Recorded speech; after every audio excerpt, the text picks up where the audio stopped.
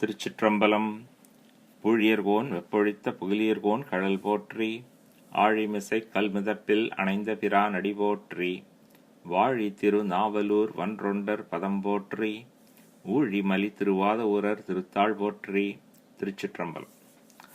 So today we are continuing Thirunavukkarasar's thevaram, and last time we had seen his padhigam Namarkum Kudiyallum, which was one of his early padhigams, when he was, as we know from the last session, Thirunavukkarasar was born as a Hindu, and in his youth he got attracted to Jainism and he became a Jain, and he became a Jain monk, and then he grew up in the ranks of Jain monks, and then he became a Jain leader. So he was a Jain leader for several decades, maybe 30 years, maybe 40 years. And at the end of that, his sister was always praying to Shiva for her brother to come back to Hinduism. And Shiva gave incurable stomach pain to Thirunavukkarasar, and then he comes back to his sister. Then she gives him holy ash. He goes and prays to Shiva in Thiruvadigai temple, and stomach illness is cured, and he becomes a great Shiva devotee. And Shiva gives him the name Thirunavukkarasar. And the Jains obviously were unhappy, so they went to the king, who was a Jain. They wanted him to be punished, so the king sends his minister. Thirunavukkarasar refuses to comply with the king's order, saying that he is Shiva devotee and he is not subject of this king. And that's the context of the last padhigam. And at the end of that, the king's ministers pray to Thirunavukkarasar, please come with us, otherwise we will be punished by the king. So Thirunavukkarasar decides to go with them to the king's court. So the Thirunavukkarasar goes to the king's court, and the Jains tell him that this is the kind of bad things that he has done, and he should be punished. And the king looks at the Jain leaders and asks them, okay, what is the appropriate punishment for his crimes? And the Jains want to get rid of Thirunavukkarasar. So they tell him that the punishment that we need to give him is we should put him in a lime kiln and have him die in the lime kiln. That is the punishment. So I don't know whether you know what a lime kiln is. A lime kiln is where they take this calcium carbonates and put it in a kiln, and then they heat it up to 800-900 degrees centigrades. And in that chemical reaction, the calcium carbonate will transform and become the limestone, and then or what they call quicklime. And then in the process, a lot of heat and a lot of carbon dioxide will be coming. And if you are locked up in a lime kiln, you will die because of heat and carbon dioxide. So that was the punishment that they gave. And accordingly, they put Thirunavukkarasar in a lime kiln and locked him up, and then started the fire, right, for the lime kiln. And Thirunavukkarasar was there, and they kept the lime kiln process going for about 7 days. And at the end of 7 days, they opened the lime kiln to remove his body. And surprisingly, Thirunavukkarasar comes out of the lime kiln without any harm. So this is unimaginable. So the king was shocked, the Jains were shocked. How could this be true? How could this happen? That how could he survive this lime kiln after 7 days? And Thirunavukkarasar sings the padhigam that we are going to see. Starts with māsil vīṇaiyum. In that he describes the Shiva's holy feet and how pleasant Shiva's holy feet are. That is the meaning of the first song of this padhigam, māsil vīṇaiyum. And the Jains explained to the king, right? Because now the king wants to know how could he have survived. And the Jains tell him that he knows he had been our Jain monk for last 30-40 years. So he knows all the Jain practices, all the mantras, all the magical powers that we have acquired through our Jain religious practices. He has mastered all of them, and that's how, due to the power of these Jain practices and Jain mantras, he was able to survive. And king said, okay, now what do we do? The Jains tell him that, hey, now we have to really finish him off. So let's give him poison.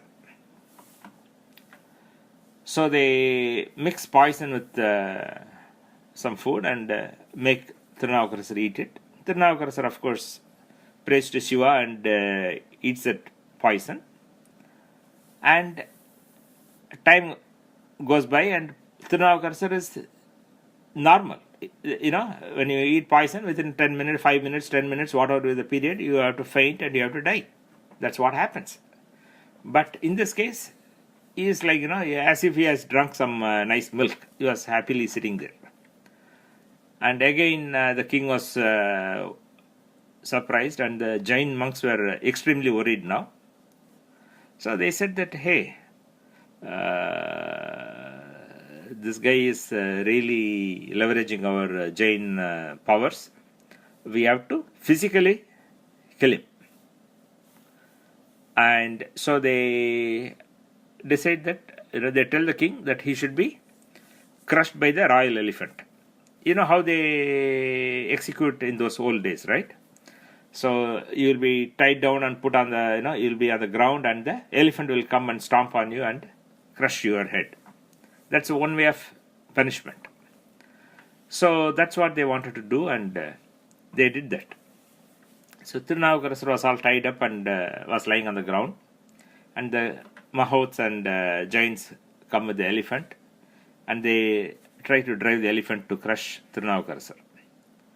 And at that time, Thirunavukkarasar looks at the elephant and sings one padhigam. And that padhigam starts with the word Sunnavan Sandana Chandum. And in that padhigam, he repeatedly says that, he is a devotee of Shiva and he is not afraid of anything and nothing will come to scare him. And that's a refrain that he will sing in that song, in that padhigam. And at the end of the padhigam, the elephant goes around Thirunavukkarasar without harming him and then starts walking away. So the Mahals were trying to goad the elephant to go crush him. After they made several attempts try to push the elephant to go, crush Thirunavukkarasar, the elephant hits them with its trunk or other things, and then elephant runs away. So the Jain monks and the king learn about all this, and then they are worried. And the Jain monks tell the king, "O king, this is very bad. Unless Thirunavukkarasar is killed, we will not live, and your rule will also not live. That means you will lose your kingdom, we will all die."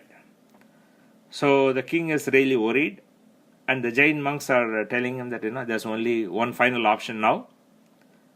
Let us tie him to a big rock and take him into the deep sea and dump him there. That's the only way to get rid of him. So king agrees and orders accordingly. And so they take a big rock and tie Thirunavukkarasar to that rock, carry him on a ship, take him a couple of kilometers into the sea, and then they throw him overboard. And then they wait to make sure that the rock has sunk and he is dead, right? When you're in a deep sea and you throw somebody in, you spend 15 minutes, 20 minutes, half an hour to make sure that everything is done. And then they come back to the king and tell him that we have done your job, done your order. But Thirunavukkarasar obviously tied to a big rock and he sank to the floor of the sea. But he was meditating on Shiva and praying to Shiva. And after some time, the rock floated back to the surface of the sea and brings him ashore like a raft. He comes ashore on a place called Tirupazhipulur nearby, and then he goes to the temple and sings a song and then goes back to Tiruvadigai, and then he is staying there. And after some time, the king learns about the fact that Thirunavukkarasar survived even this punishment.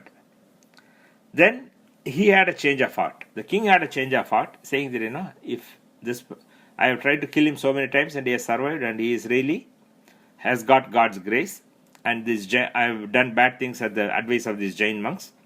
So he comes to Tiruvadigai, falls at Thirunavukkarasar's feet and apologizes for his actions, and becomes a Shiva devotee.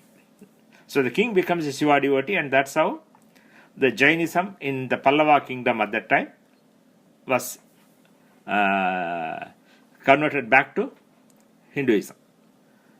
So this is the background of the persecution of Thirunavukkarasar by the Pallava king at that time. So if you have any questions, comments, we can talk about it. Otherwise, we will go into the padhigam.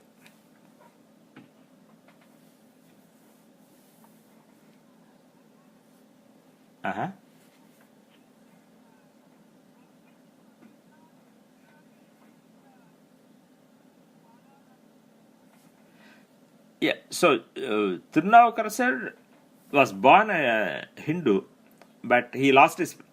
He was a Hindu. He was in a family of Shiva devotees, and when he was very young, his parents died. He was raised by his sister, older sister, and when Thirunavukkarasar was in his youth, right, maybe he was 18, maybe he was 20, he converted to Jainism and became a Jain monk. So he joined the Jain monastery and he was a Jain leader for 30-40 years. And so he knew, he was a big Jain leader, so he knows the king, he knows the other Jain leaders, obviously.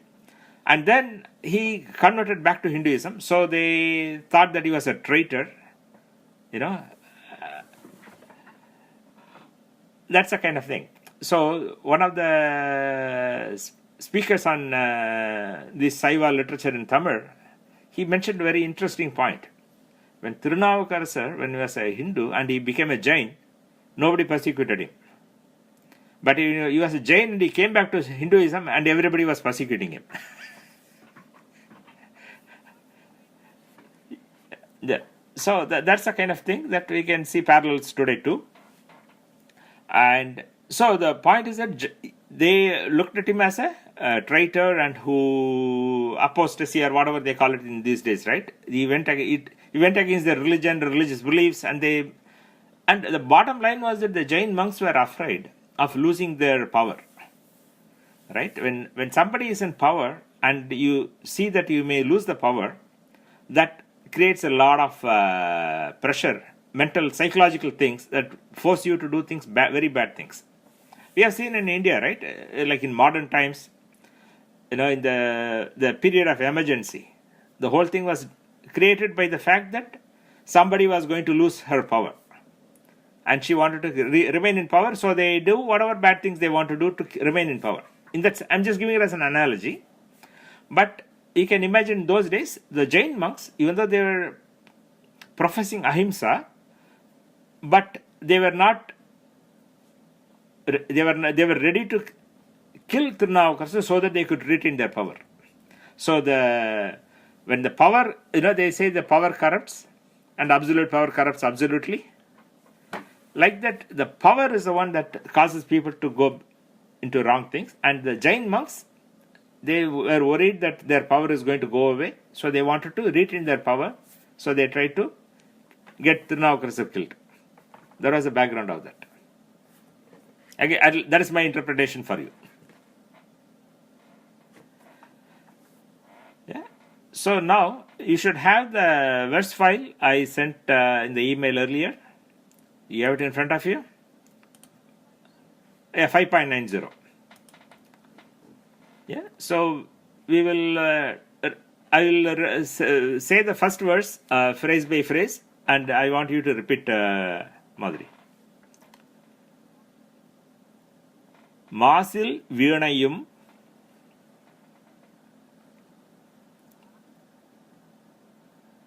māsil vīṇaiyum. You listen to me and then you follow the Telugu version and listen to me, then you can hear it. Māsil vīṇaiyum. Māsil vīṇaiyum.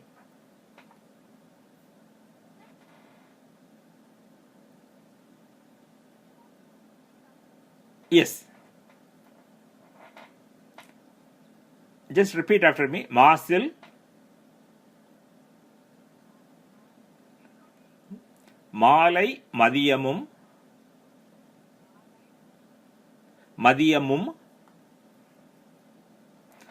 vīsu teṇḍralum vīṅgiḻa vēnilum mūsu vaṇḍaṛai poygaiyum pōṇḍradē īsan endai iṇaiyaḍi nīḻalē. Good.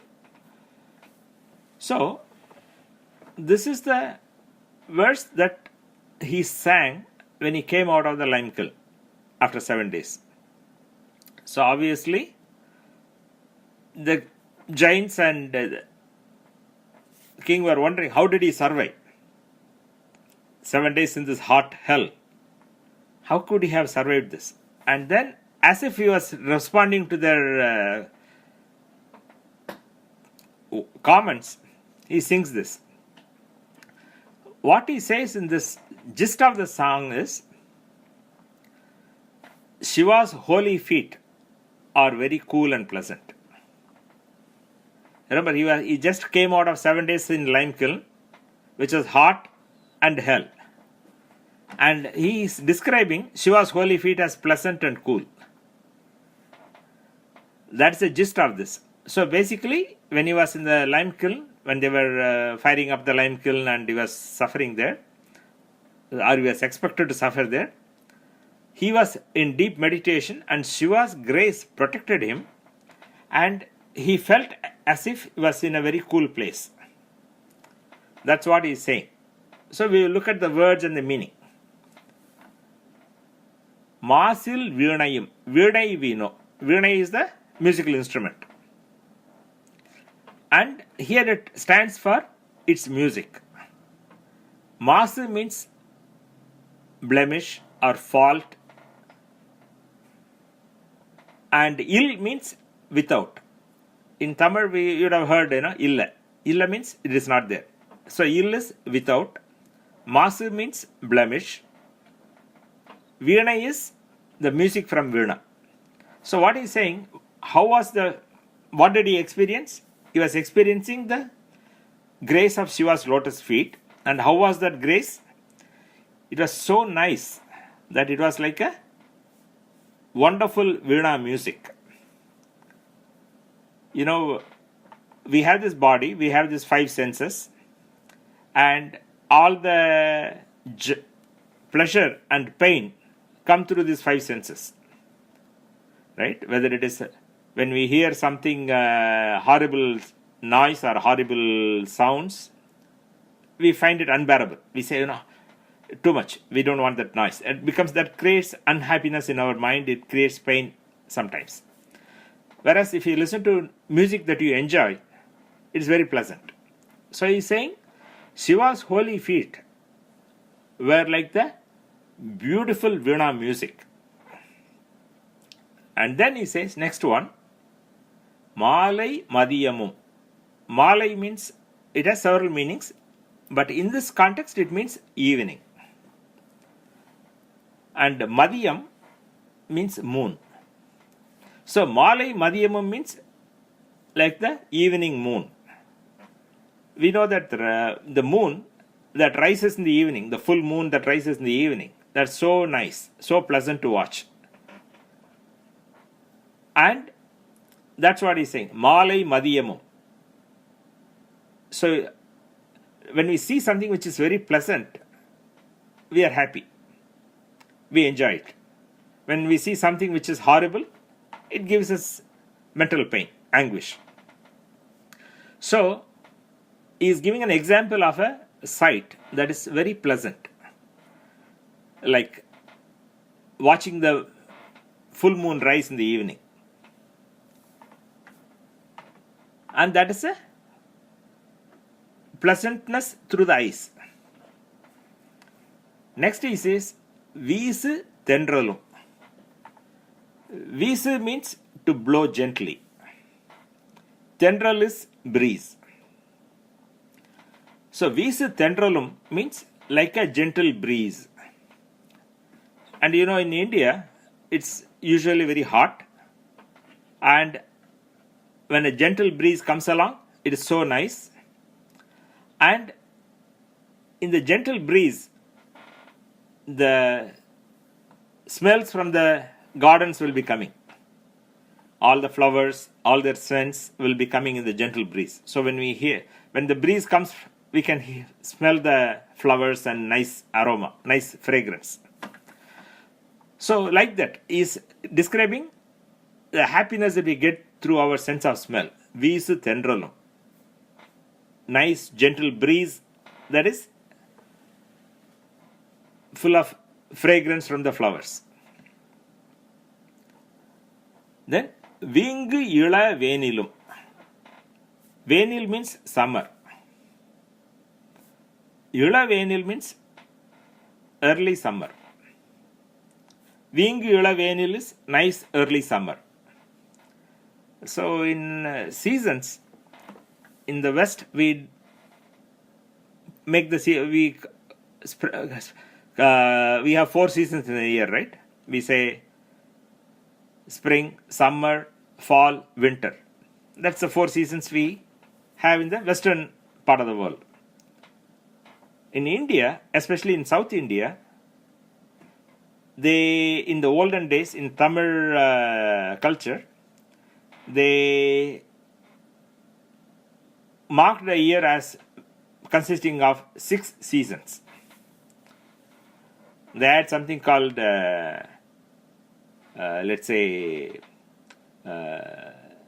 fall season, rainy season, early summer, peak summer, like that, right? So they had 6 seasons. If you were to start from seasons, you'll have rainy season, early winter, peak winter, early summer, peak summer, fall. That's the kind of 6 parts they classified the year as. So, in India it's always hot. In monsoon it is always raining. And so the best time is what he is describing as the early summer, which is equivalent to the spring season. So spring season is the most enjoyable because it is neither hot nor cold. Everything is fresh, a lot of greenery. So that's a ideal time from the body perspective. It is neither hot nor cold.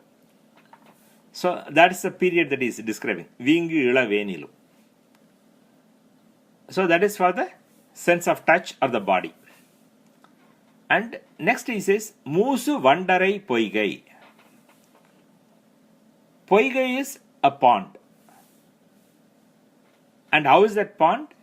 That pond has a lot of flowers, lotus flowers and other flowers, and the flowers attract a lot of bees, and so there is a lot of humming of the bees in the pond.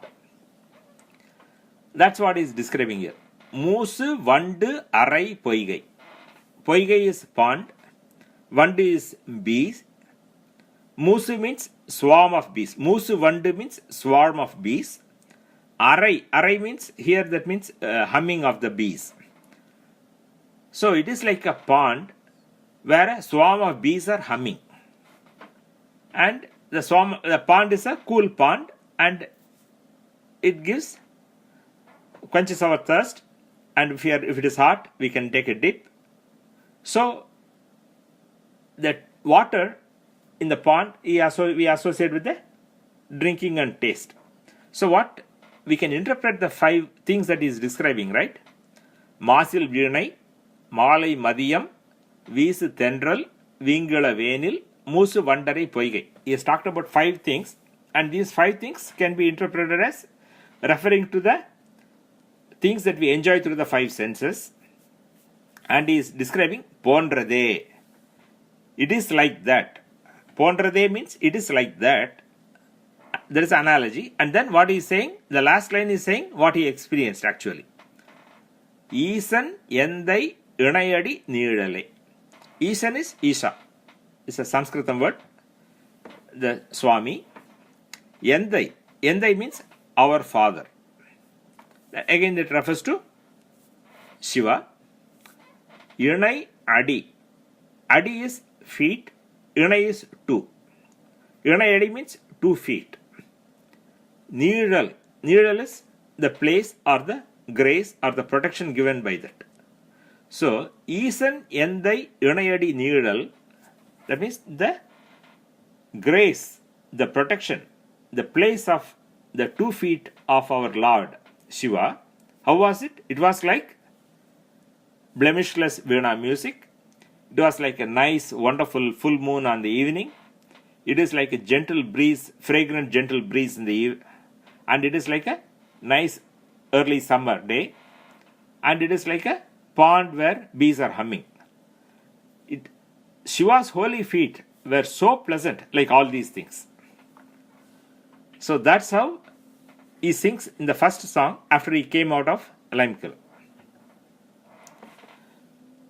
So basically, we can see that he is describing what he experienced when he was meditating on Shiva inside the lime kiln. And he was also sort of responding to the surprise that Jains and the king were having. So that's the direct meaning of the first song. Any questions, comments?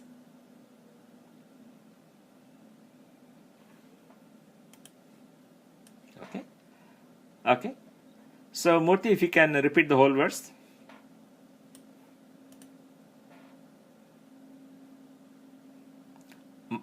Mālai madiyamum.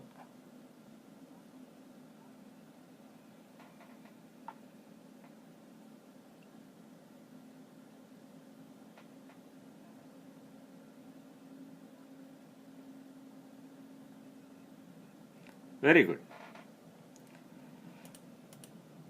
Then the next song, maybe again, Madhuri, you can repeat after me. Namachivayave ஞானமும் கல்வியும் நமச்சிவாயவே நான் அறிவிச்சையும் நமச்சிவாயவே நவின்று ஏத்துமே நமச்சிவாயவே நன்னெறி காட்டுமே. Good. So, in this song he is praising the greatness of the holy mantra Namah Shivaya.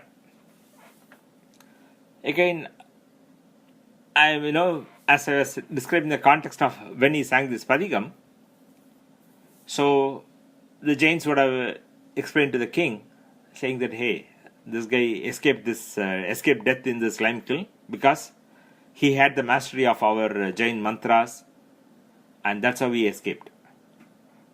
And maybe Thirunavukkarasar was referring to that in this particular song. This is how I interpret this. So Namachivaya. So this is the Namashivaya, which is the Panchakshara mantra. And in Tamil, when the Namashivaya, Tamil has certain restrictions on sounds. Some Sanskritam sounds don't exist in Tamil, and they get adapted to Tamil sounds. So Namashivaya, when in Tamil, it gets pronounced as Namachivaya. And He's saying Namashivaya mantram is everything. He's listing a bunch of things in this song, and he's saying that's how I escaped. So Namachivayave Jnanamum Kalviyum. Jnana we know. Jnanam is the spiritual knowledge. Kalvi is the non-spiritual knowledge. So he's saying Namashivaya is all the spiritual knowledge and all the worldly knowledge. That's the meaning of the first line. What does that mean? Namashivaya mantram, if you meditate on it, it will lead one to gain all spiritual knowledge and worldly knowledge. That's the meaning of the first line. Second line, Namachivayave Nan Ari Vichayum. Vichai is the Tamil version of a Sanskritam word called Vidya. So Vidya can mean Shastra. It can also means mantra. So Thirunavukkarasar is saying Namachivayave Nan Ari Vichayum. Nan Ari Vichai. Nan means I. Ari means knowing, that I know. So Namachivayave Nan Ari Vichayum means Namashivaya mantra. Namashivaya is all the mantra that I know. So Namachivayave, that A is a emphasis. Right? Namachivaya Nan Ari Vichayum means the mantra I know is Namashivaya. Namachivayave Nan Ari Vichayum means Namashivaya is the only mantra that I know. Like that in the first line, Namashivayave Jnanamum Kalviyum. So Namashivaya itself is all the knowledge, and that's the meaning of that line. Namachivayave Nanari Vichayum. Then third line he says, Namachivayave Na Navindru Yetume. Na is tongue. You have to note the difference. The second line had Nan, that means I. The third line has the word Na, which means tongue. So what he is saying is, Navindru Yetume. Navindru means to utter, to chant, to recite, etc. To speak, Navindru. Yetume is to praise, to worship. So Namachivayave Na Navindru Yetume means my tongue chants the Namashivaya mantra and worships Shiva. That's the meaning of the third line. Namachivayave Na Navindru Yetume. My tongue always chants the Namashivaya mantra and worships Shiva. And final statement is very important. Namachivayave Nannari Kattume. Nari means path. Nannari means the right path, the good path. Kattum means it will show. Namachivayave Nannari Kattum means Namashivaya mantra will show the right path. Means Namashivaya mantra will lead us to salvation. So what he is saying in this second verse is that Namashivaya mantra, Namashivaya is all the spiritual knowledge and all the worldly knowledge. Namashivaya mantra is the only mantra that he knows, and his tongue always chants the Namashivaya mantra and worships Shiva, and the Namashivaya mantra will lead to salvation. That is a straightforward meaning of second verse. Any questions or comments? Okay. Good. So Murthy, if you can repeat the whole verse.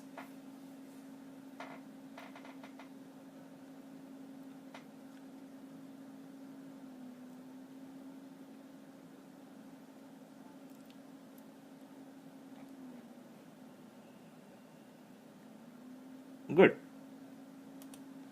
Excellent. So we will see one more song, and then we can listen to the Oduvar singing the whole padhigam, and then we can continue in the next class after that. Third song, Madhuri, you can repeat. All agar ஆள் ஆனாரை அடைந்து உய்யார் மீளா ஆட்செய்து. A quick question. Are you reading from English or from Telugu? Okay. If you can read Telugu, I would suggest that you read from Telugu.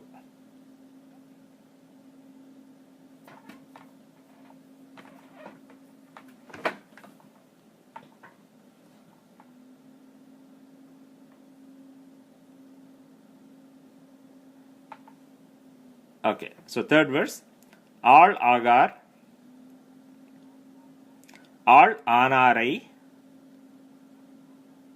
அடைந்து உய்யார் மீளா ஆட்செய்து மெய்ம்மையுள் நிற்கிலார் தோளாத சுரையோ தொழும்பர் செவி மீளா வாளா மாய்ந்து மண்ணாகி கழிவரே. Good. So from this verse onwards, for the next few verses, he is giving it as upadesam to others. The first two songs are what he experienced and what he knows. Information for us, advice for us implicitly. But the third song onwards, for the next few songs, these are direct upadesam to mankind. We can also, as I am looking at these verses, I think we can also take it as advice that he was giving to the Jains who were there. Right? All the Jains who are trying to persecute Thirunavukkarasar, and also the Jains who have been disparaging Hinduism, Vedic religion, disparaging Shiva and all that, right? So he is giving them advice. You can take it as that too. It is advice for us, it is advice to the Jains who were there. So he is describing some people, right? There are people. And how are they? How do they behave is what he is describing. All agar. All means servant, a slave. All agar means they don't become slaves, they don't become servants. What this means is all agar in this context, all means becoming a servant of Shiva, becoming a devotee of Shiva. Dasa, right? All is the equivalent word in Sanskritam is dasa. All agar means they don't become dasas. That's the meaning of that. All agar. And the next phrase, all ஆனாரை அடைந்து உய்யார். All anar means those who have already become devotees, other devotees. All anar is other devotees. All ஆனாரை, to them, அடைந்து, reaching up to them, associating with them. உய்யார், they don't escape this misery of life and death. All ஆனாரை அடைந்து உய்யார் means they don't seek the company of other devotees so that they can escape this cycle of birth and death, this misery in life. To uidal in Tamil means to achieve liberation. Equivalent of that word in Sanskritam is mukti.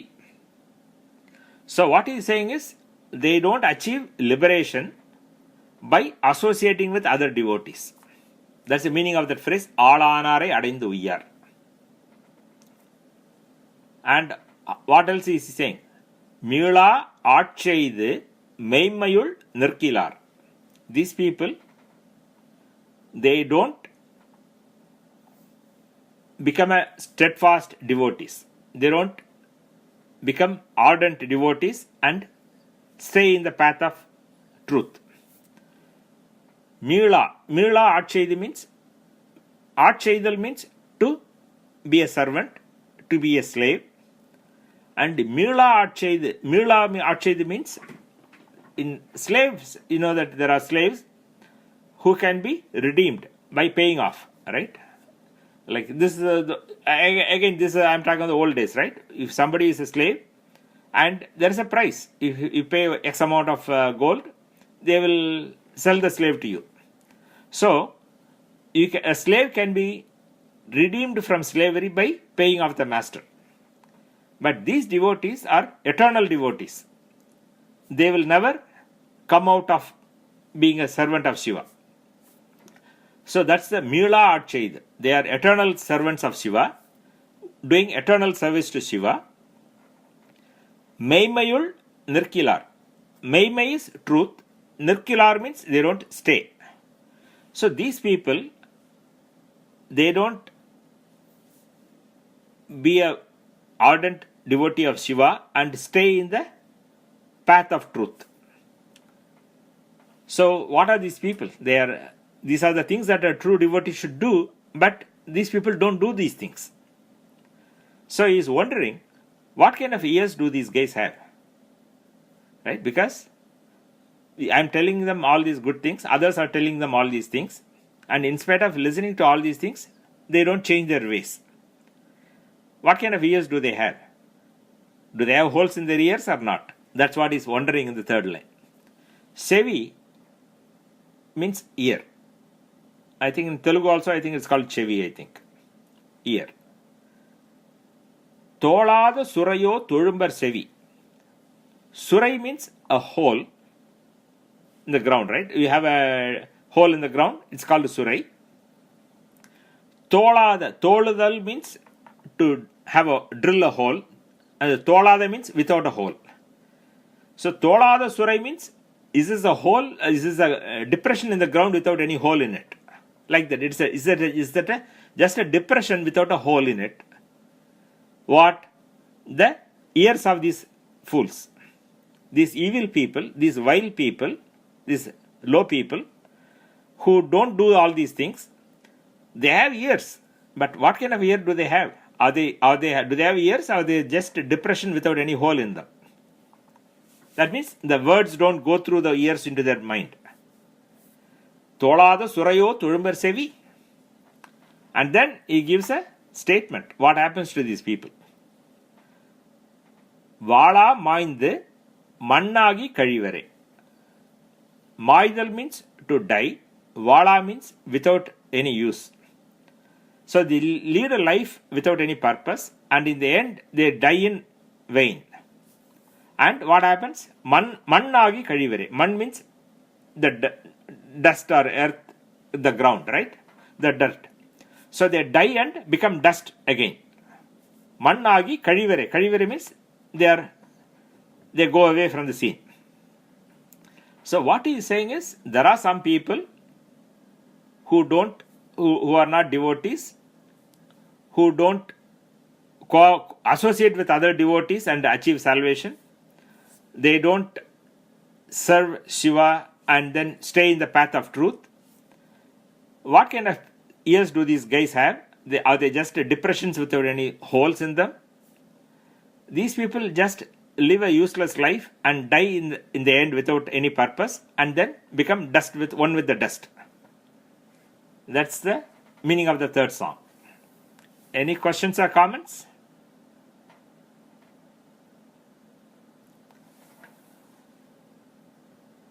Okay. If no questions or comments, I will just quote one thing so that you will remember this. I am sure you have heard Bhajagovindam. And in Adi Shankara's Bhajagovindam, there is a 9th verse that, if you recall, it says, Satsangatve nissangatvam, nissangatve nirmohatvam, nirmohatve nischalatatvam, nischalatatve jivan muktihi. That is the 9th verse in Bhajagovindam by Adi Shankara. If you look at the essence of that verse, Satsangatve nissangatvam, nissangatve nirmohatvam. So satsangam is being in the company of good people, which is company of good devotees. By being in company of good devotees, you will develop detachment. From detachment, you will be freedom from delusion. From freedom from delusion, you will become a steady mind. And with steady mind, you will reach Jivan Mukti. You will become a liberated soul while in this life itself. And that's what Thirunavukkarasar is saying in the first line itself.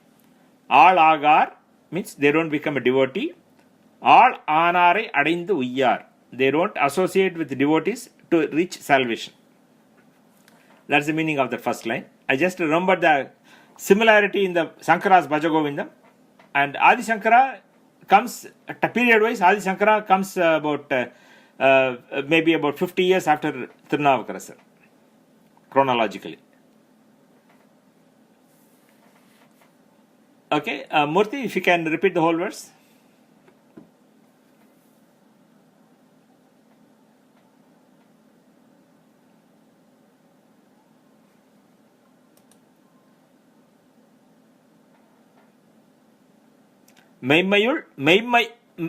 மெய்மையுள் நிற்கிறார்.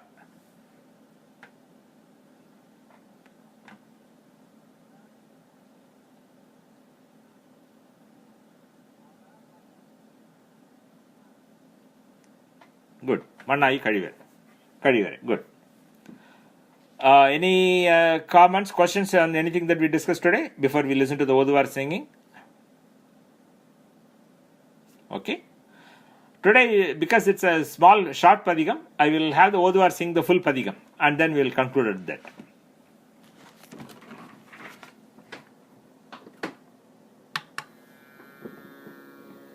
நீற்றறையில் இட்டபோது அருளியது.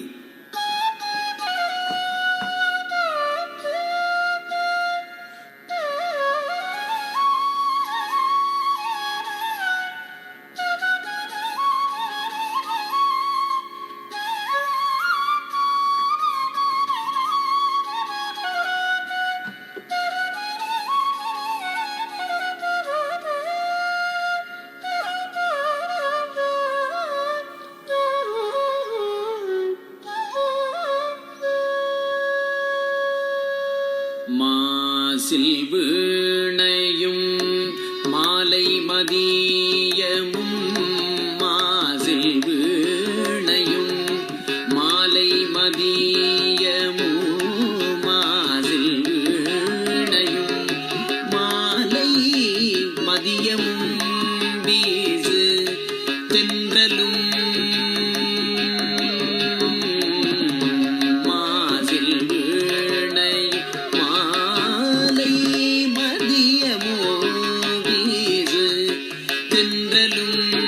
vīṅgiḻa vēnilum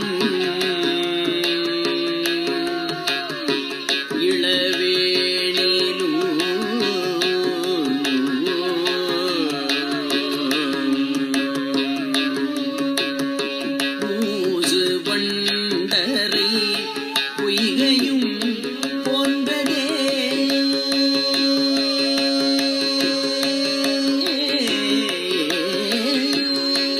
mūsu vaṇḍaṛai poygaiyum pōṇḍradē īsan endai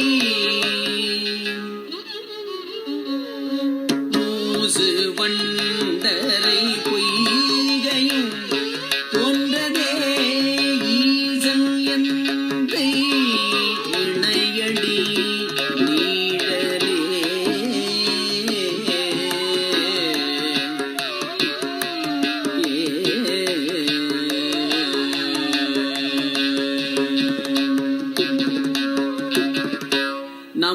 நமச்சிவாயவே ஞானமும் கல்வியும் நமச்சிவாயவே நானறிவிச்சையும் நமச்சிவாயவே நவின்றேத்துமே நமச்சிவாயவே நன்னெறி காட்டுமே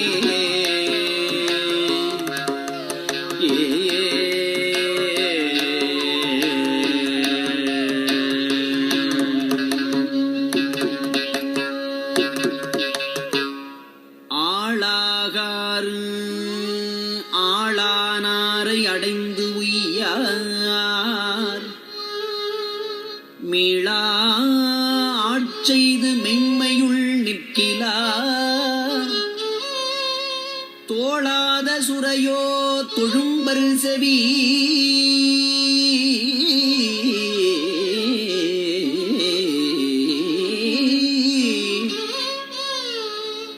வாழாமாய்ந்து மண்ணாகிக் கழிவரே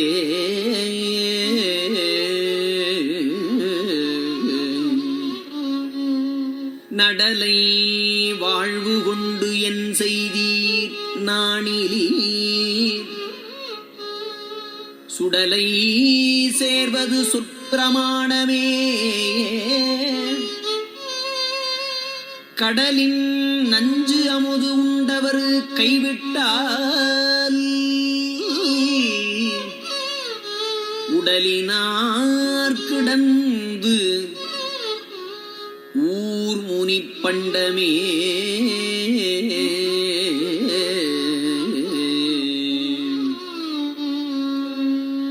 பூ கை கொண்டு அரண் பொன்னடி போற்றிலார் நாக்கைக் கொண்டு அரண்நாமம் நவில்கிறார் ஆக்கைக்கே இறை தேடி அலமந்து காக்கைக்கே இரையாகிக் கழிவரே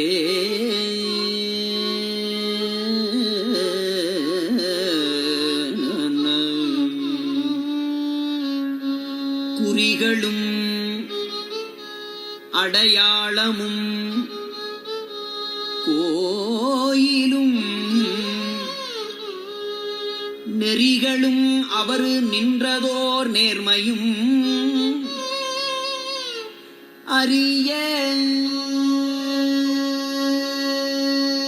ஆயிரம் ஆரணம் ஓதிலும் பொறியிலீர் மனம் என்குல் புகாததே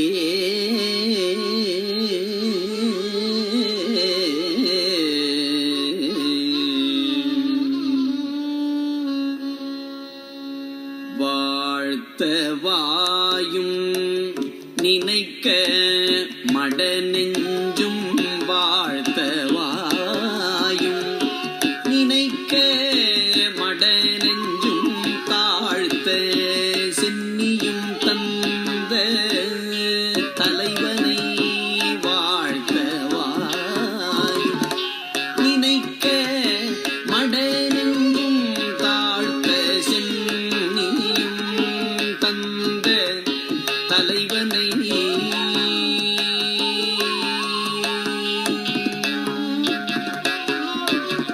சூழ்த்த மலர் தூவி துதியாதே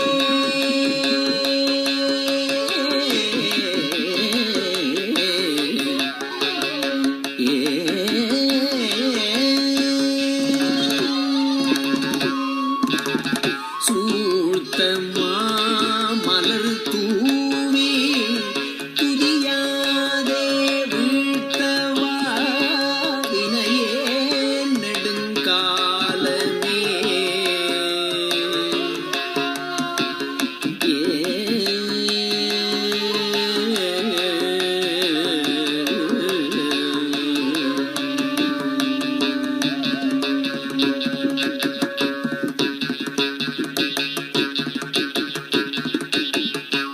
எழுது பாவை நல்லால் துறம்பிட்டு நான் தொழுது போற்றி நின்றேனையும் சூழ்ந்து கொண்டு உழுத சால் வழியே உழுவான் பொருட்டு இழுதை நெஞ்சம் மீது என்படுகின்றதே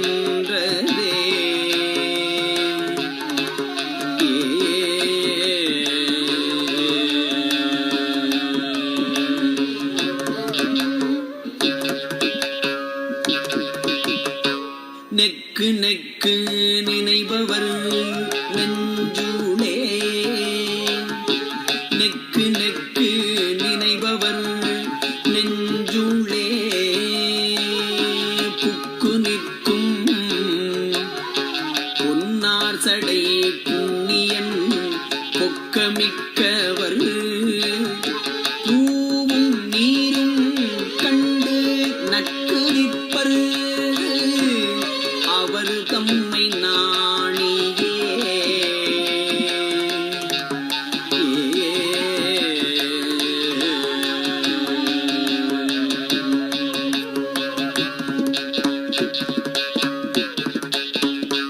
விறகில் தீயினன் பாலில் படு நெய் போல் மறைய நின்றுளன் விறகில் தீயினன் பாலில் படு நெய் போல் மறைய நின்றுளன் மாமணி சோதியான் உறவு போல் நட்டு உணர்வு கயிற்றினாலே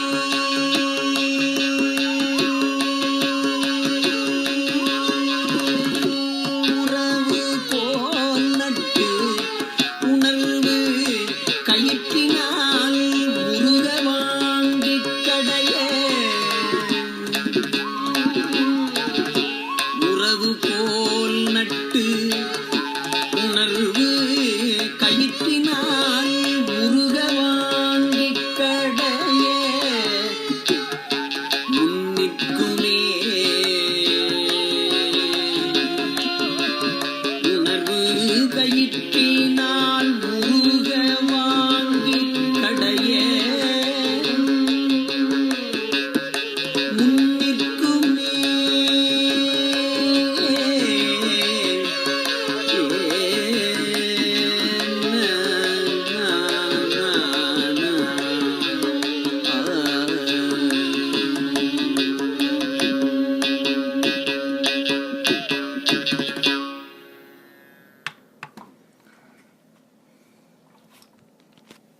So with that we will conclude today's session and we will continue from song number 4 onwards in the next session. Thirunavukkarasar.